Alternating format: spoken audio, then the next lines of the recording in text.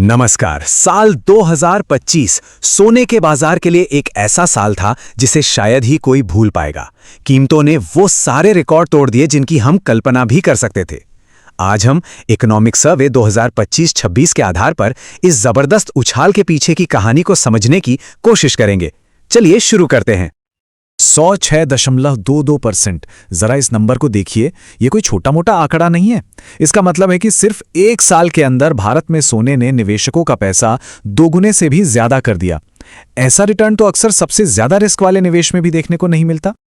और यहीं पर सबसे बड़ा सवाल खड़ा होता है ना, कि आखिर हुआ क्या था। सोना जिसे हम इतना स्थिर और सुरक्षित मानते हैं, उसने एक ही साल में इतनी जबरदस्त छलांग कैसे लगा दी। आइए इस पूरी पहेली को एक एक करके सुलझाते हैं। तो आज हम क्या क्या देखने वाले हैं। सबसे पहले 2025 की उस रिकॉर्ड तोड़ रैली के आंकड़ों पर नजर डालेंगे। फिर उन वजहों को खोद कर निकालेंगे कि कीमतें आखिर इतनी बढ़ी क्यों। इसके बाद हम देखेंगे कि इसका असर यानी गोल्डन रिपल इफेक्ट हमारी अर्थव्यवस्था और आम लोगों पर क्या पड़ा। और आखिर में भविष्य की ओर झांकेंगे कि आगे क्या हो सकता है। तो चलिए पहले हिस्से से शुरू करते हैं और देखते हैं कि ये उछाल असल में कितना बड़ा और कितनी तेजी से आया। अब ये जो टेबल है ना, ये बहुत दिलचस्प कहानी बताती है। देखिए, ये तेजी एक रात में नहीं आई। MCX के आंकड़े देखिए। जनवरी 2025 में 10 ग्राम सोने की कीमत करीब 81,000 रुपए थी। साल के बीच तक ये धीरे धीरे बढ़ी, लेकिन असली तूफान आया सितंबर के बाद। और देखते ही देखते जनवरी 2026 तक कीमत 1,67,000 रुपए के भी पार चली गई।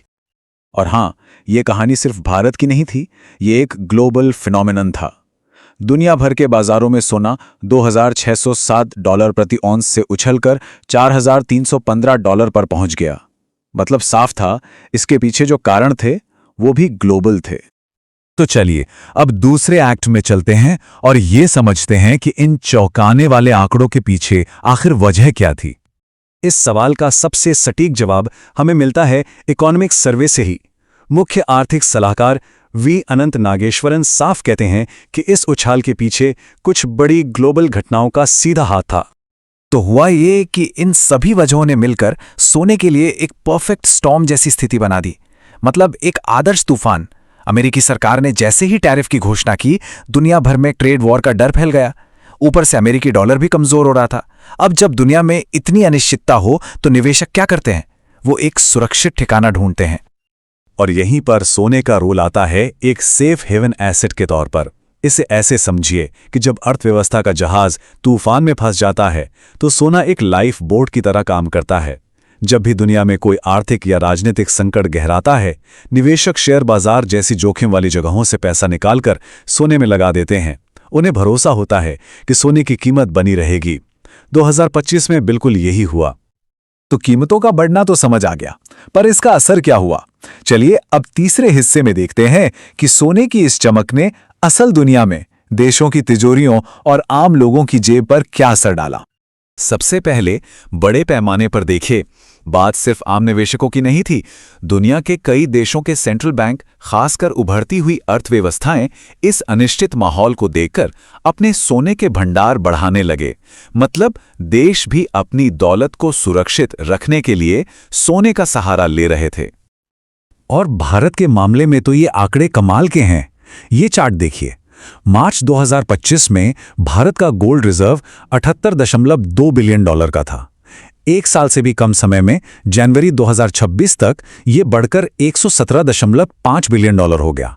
ये उछाल सिर्फ नया सोना खरीदने से नहीं, बल्कि जो सोना हमारे पास पहले से था उसकी कीमत बढ़ने की वजह से भी था। जमीनी स्तर पर इसका असर और भी दिलचस्प था। एक तरफ तो सोने का आयात 27.4% बढ़ गया। मतलब बढ़ती कीमतों के बावजूद लोग इसे एक अच्छे निवेश की तरह खरीद रहे थे। लेकिन दूसरी तरफ सोने पर लोन लेने वालों की संख्या में 125.3% का जबरदस्त उछाल आया।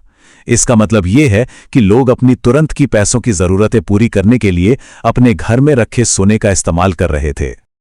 तो अब कहानी के आखिरी हिस्से पर आते हैं और सबसे बड़ा सवाल, आगे क्या ये तेजी बनी रहेगी? देखिए, भविष्य को लेकर एक्सपर्ट्स की राय थोड़ी बटी हुई है। इकोनॉमिक सर्वे का मानना है कि जब तक दुनिया में ये अनिश्चितता का माहौल रहेगा, सेफ हेवन के तौर पर सोने की मांग बनी रहेगी और कीमतें भी बढ़ सकती हैं। वहीं कुछ दूसरे एक्सपर्ट्स का कहना है कि 2025 में जो असाधारण तेजी देखने को मिली, उसे हर साल दोहराना बहुत मुश्किल है। और आखिर में इकोनॉमिक सर्वे पूरी कहानी को वहीं लाकर जोड़ता है जहां से ये शुरू हुई थी, यानी ग्लोबल स्थिरता पर। सर्वे का निष्कर्ष है कि सोने की ये रैली तभी थमेगी जब दुनिया में स्थायी शांति लौटेगी और ट्रेड वॉर जैसे बड़े मुद्दे सुलझ जाएंगे। और ये सब हमें एक बहुत बड़े सवाल के साथ छोड़ जाता है। इस लगातार बदलती और अनिश्चित होती दुनिया में सोने का असली मूल्य क्या है? क्या ये सिर्फ एक चमकीली धातु है, या फिर ये स्थिरता, सुरक्षा और भरोसे का एक प्रतीक है? इस पर सोचेगा जरूर।